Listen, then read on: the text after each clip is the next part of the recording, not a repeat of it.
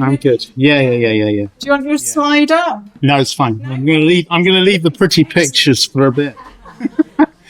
I'm going to do a little bit of painting first of all before I get to what I've actually planned to do. Following Paul's lead. So my name's Andy Howes. I am the head of Initial Teacher Education here at the University of Manchester, which means my day job is all about training teachers at the early stage in their career. And my main investment myself has been 20 years working in secondary science. So that's where, and I still am working in that area. So that's kind of who I am. I've had all sorts of interests over the years. Inclusive education was a major point of reference for me at an earlier stage in my career. And I've worked in other countries, notably Indonesia, as a teacher and as a teacher of teachers in some sense, more continuing professional development. All of those were really formative experiences for me. But I just want to start with a couple of stories and painting, if you like, Paul. Where are you? For a bit of colour before I get to the bit which I think is a bit depressing, and I don't want to lower the mood, but I am going to pick up on some of what Paul said, chew it over in a slightly different way, bring out some of the things that are there in the curriculum review, and hopefully cast a different way of looking at it that we can then move on from. But talking with Ray, I mean, this afternoon for me is not about experts. It's about us in the room, everybody from our different perspectives, making sense of opportunity, making sense of what this might mean for us and what it can mean for us. And I think the expertise and the knowledge in the room is absolutely huge. So I'm really, it feels like a really positive space to be in this afternoon. Very quickly, I came directly here from working with my science trainee teachers who happen to be in this week, and I've left them demonstrating to each other things that they can do in the classroom. But the last person that was doing their demonstration, science demonstration, before I came said, "Andy, don't go yet, just see mine, please." And he had a laser pen, like you use for indicating on a board. He had a pipette suspended from a clamp stand. And he said, "Close your eyes, everyone." So we all closed our eyes. So close your eyes, everyone. And he squeezed the pipette until he'd got a little globule of water on the end of the pipette. And then he was projecting the laser pen through the globule of water. Have you got this? And then we opened our eyes, and on the screen, we saw this globule of water, which of course was also a lens. And we suddenly saw, because it wasn't just pure water, it was what he collected from a pond. We suddenly saw little micro beasts swimming through this water across the wall. Huge, like, absolutely extraordinary, with a laser pen, a pipette, a bit of water from a pond, and arranging them in a line. And he's a physics trainee teacher, a specialist in physics. And I thought, there is so much. You said pedagogy, Paul. I'm going to talk about pedagogy in its absence in the review. I think the hope is in pedagogy. It has to be. And it is where teachers, people in schools, the creativity that we bring to this is absolutely essential. And it always will be. And when I saw that, I thought, you know, we're in good hands in a sense. When trainee teachers are coming up with ideas like that, or picking up ideas like that and bothering to put them into practice and make them available to other people, then this is great. This is great in the same sort of sense that Paul talked about earlier. Second thing I wanted to connect with was moral purpose. I have a hand in facilitating a really active and essentially self-organizing community group in Fallowfield with mainly elderly people on Tuesday nights. And we kind of come up with a set of things we want to do. We watch films every other week and so on. Anyway, we did a session the other day on moral purpose and moral ambition, in fact, which came from the Wreath Lectures, which I don't know if any of you caught this year. And the idea in the Reith lectures this year was a small group of people can make a huge difference. Even more than that, no profound change has ever happened in the world without a small committed group of people making it happen. I don't know if that's right. I think of trade union movements and I think of all sorts of other ways that things change. But I don't think it's either or. And I think a committed group of people, such as I see Paul part of and so many people in the room part of, can make a difference and does make a difference. And so that sense of moral ambition of being able to make a change and empower a change, we have to hold on to that, I think. So let me just take us back to what curriculum is and what curriculum isn't. Curriculum is a tool. It's a tool, and I think it's a pretty blunt tool. However fine-grained it becomes, it's a pretty blunt tool because it's a written document. It's handed on to other people who then do other things with it, who make it into something else. And there's a whole chain of agency and of consequence down the line. And yet it's one of the only things that government really has if they want to direct and manage an education system. So it's a pretty blunt tool. It's never going to do a fine-grained job.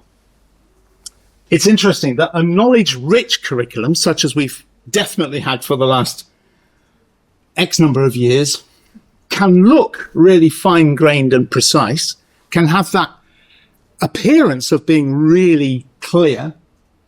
And so it's not surprising that if you want to control things as a government, then you might go for that, I think. The two things are connected. So I think it's no surprise that we have this very fine-grained, detailed, precise curriculum because we have governments who do want to control what is going on in education. They can't at the level of what is happening in every single classroom or with every single teacher, as Paul said. But there is a sense that there's an image of control. The problem is when you've got that, what is lost and how can it be recovered? Because I've been in education for a long time. My first classroom of my own when I passed my PGCE was in 1992. And it was different then. I think there's people in the room who will have a sense of that. It was different. So a curriculum can achieve a lot of things, but we have to understand it as a political and an educational tool. It can certainly make things possible to be learnt, which otherwise would be really hard to learn. It can articulate the expected standards that we want people to reach. It can, to an extent, respond to diversity and difference. It can acknowledge those aspects of our rich human life together. It can respond and change, but once it's set in stone, it is actually quite hard. So it tends not to change very much, as we've seen. And it necessarily constrains opportunities as it does all of those things. I don't know how to make that smaller, so I won't. It constrains opportunities for learning. And it used to do that in ways that we would find entirely unacceptable now. Just muted the microphone. Oh, did I? Yes. That was unfortunate. Thanks. Well spotted. Sorry, Lauren. It used to do it by gender, for example. It used to say certain subjects were only for certain people. It doesn't do that so much now. It definitely constrains things by the assumptions it makes about learning. So, where does that get us to? The three big forces, if you like, in education and the ways that education is shaped are often understood as these three. Within the education system, we have the curriculum, we have assessment, we have pedagogy. Assessment is hugely important, and the relationship between those two, we know as teachers, day in, day out, influences so much of what we do. So when Paul says, yeah, there are a few changes proposed in the assessment system, but actually it's pretty much business as usual. Whatever changes here, that suggests that we're going to be finding it difficult to change things through that relationship. But here is the third element. Now, the review obviously left that out completely. It said we're not going to talk about pedagogy at all. Which in one sense I'm really glad about, because I would hate a mandated pedagogy that came through and tried to describe and speculate on what all teachers should be doing. We've had a little bit of that in a previous era of education in terms of the key stage, the primary strategies, if you remember, and key stage 3 strategies, where it was, this is how you do it. But if this is if the curriculum and assessment review is the main tool for changing the ways we're thinking about education across the system, then we're saying nothing about pedagogy, then we are limited by what can be said and what kinds of things can be imagined. So there is a big gap there. There are lots of ways it could have been filled, which would be really bad, but I think it's not really being filled at all at the moment. Because if we think about what pedagogy is, I think this kind of definition from Robin Alexander is still really powerful. The act of teaching and its attendant discourse. The teaching we do and what we think and understand and mean intentionally by the teaching we do. The rationale, the justification, the ethos for the teaching that we do. The curriculum review doesn't say anything about pedagogy. Then it can't say very much about the act of teaching, and it can't say very much about the rationale, the justification, the ethos, the values that attach to that teaching. And as we've seen, the review doesn't say much about assessment either, so we end up with quite a lot of constraints here. In a sense, I suppose I'm saying something like Paul said. We can't expect the review to have given us a real important space for thinking about rationale, justification, ethos, values. We can't expect it. We shouldn't have expected it. Maybe put it like that. Let's have a quick look through what the review does say about climate education. First of all, it says all these initiatives are about moving from an optional enhancement. So there was stuff about climate education in the previous iteration, but they are proud to say we are moving to a core, knowledge-rich approach to climate education within the education system. That is what we're doing. We're moving it to the core. It's not optional. It's less optional than it was, but it's a knowledge-rich approach. Okay, so let's hold on to those two things. We've got knowledge and content, which we can expect to see in the 4 subjects that Paul was talking about in designing technology, it's secondary, and design and technology, and citizenship and science, and there's one more that geography, of course, thank you. Sorry to the geography teachers. But it's going to be, in those subjects, we're going to be looking at knowledge and content because it's a knowledge-rich curriculum. So I want to start to signal what's not there, and it picks up, I think, with what Paul was talking about, slightly different language. Where's the work towards the dispositions that young people, children and young people are forming and which we might want to be influencing in terms of who they are and how they are? Where's the work on their habits of mind as to how they think about themselves and their place within the wider world? So it's kind of, yes, it's moving to the core, but. Okay. Another section in the curriculum and assessment review talks about purpose in society. It says we're going to make it mandatory within citizenship at primary level to have a focus on climate change and sustainability. And it couples it with media literacy to address misinformation. Okay, so there is some sort of space there for questioning and thinking. Is that talking about thinking critically? And if it is, how do we then take that opportunity and make it into something which is really about thinking critically? How do we, if you look at the other end of it, the space is there, opened up again for specific skills-based green career pathways. Is that coupled again with thinking critically? What are these roles about? Why are these important? And so on.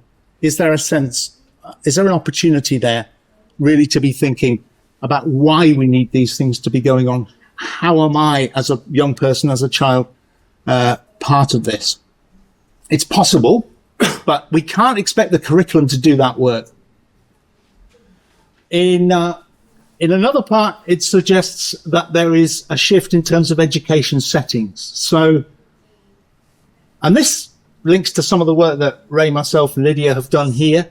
A piece of work interviewing heads of school, primary and secondary schools, and not just heads of school, but others, leaders in school, and talking about what, again, Paul mentioned, the great opportunity that's there for using the space of the school, the setting of the school, the place of the school, as part of an actualized place of development and discovery in terms of alternative ways forward.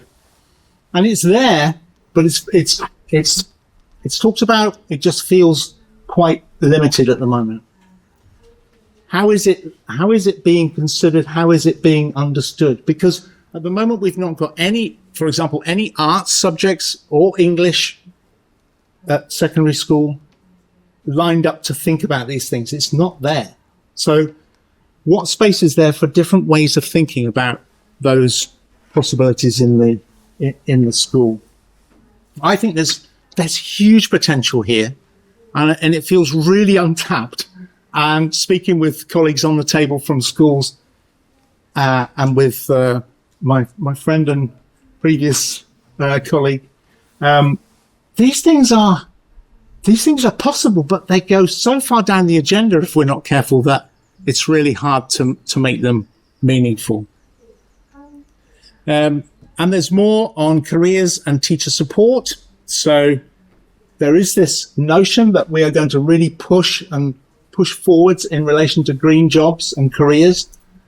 As it says here, aligning curriculum content with the skills needed.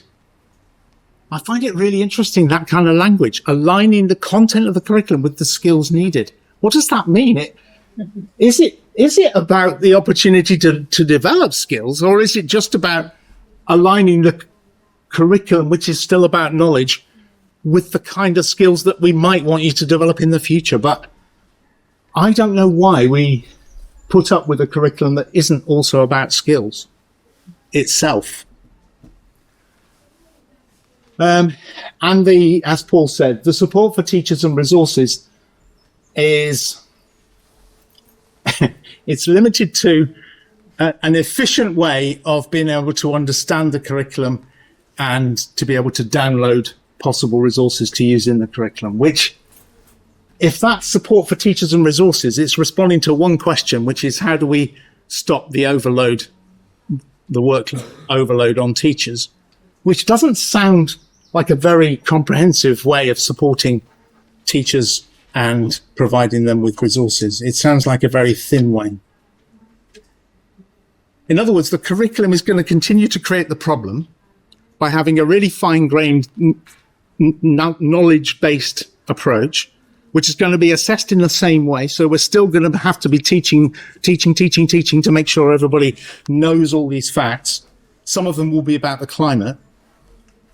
But we could have said, let's stop doing that so much. Let's create much more room in the curriculum for people to be doing these things. So, yeah, it does feel quite negative. I'm going to skip that one for time. I don't know how long I've got, probably 3 minutes. Yes. If that phrase, powerful knowledge, is a very seductive one. It sounds really good, doesn't it? Powerful knowledge. And I'm a scientist. And powerful knowledge is, in a sense, scientific knowledge. It's built up over time. It advances. It specializes. It's systematic. It's predictive. And it's powerful because you can do all those things with it. You can set up a little drop of water and you can put a laser beam through it and you know why it's going to make a wonderful magnifying glass, and etc., etc. And then you can study those little mini beasts on the wall. But, as other people have written, the expectation in that is that each generation knows more than the previous one. And it doesn't rely on personal experience. And the question, therefore, is what is the place for all the wisdom that's already there, which we're not reinventing, which is about wisdom and care and humility and integrity and courage and honesty and argument and listening? What's the place for it?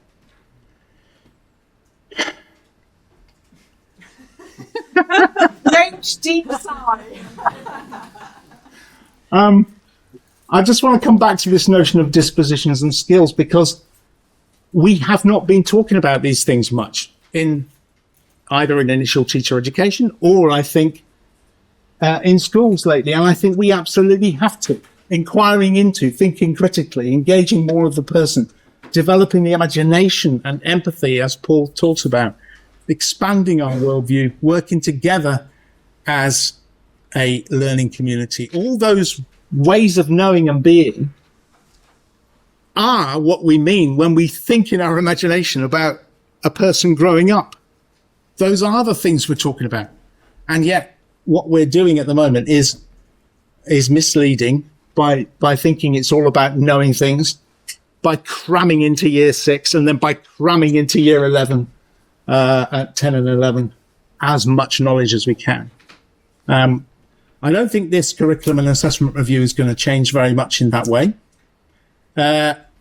Beyond the review gives a bit of a fluffy picture around it, as far as I can understand the government response. It kind of sketches extra things that they hope will be happening, but they're just hopeful. And they have the same kind of hope as we have in this room, that those things are going to take root. I'd want to finish on this. There is a beautiful picture in one section of the, here it is. This is the beautiful picture in the government response. And it's about enrichment activities. And it's about civic engagement and arts and culture and nature and outdoor adventure and being outdoors and sports and developing wider life skills. And the question is, got to be, for me, could we imagine that as the core? What kind of education would it be like if we had those things as the core and the other things feeding in from the outside, so that we could make sense scientifically of the things that we encounter and the things that we engage in? But it feels like we continue to, at the moment, and we need to commit ourselves to continue, as Paul says, I totally agree, commit ourselves to continuing to work on the edges and making sure the bits that we have influence over, we do to the best of our ability. But at the moment, the whole thing still feels flipped over. If these things are enriching, why are they not central?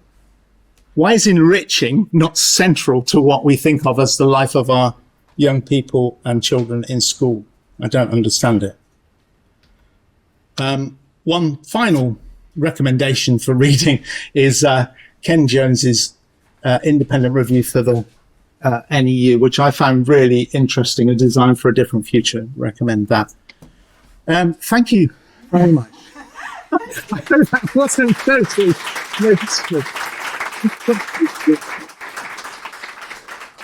just going back to the very start, we're making sense of this thing together, right? That's the point. That's the point.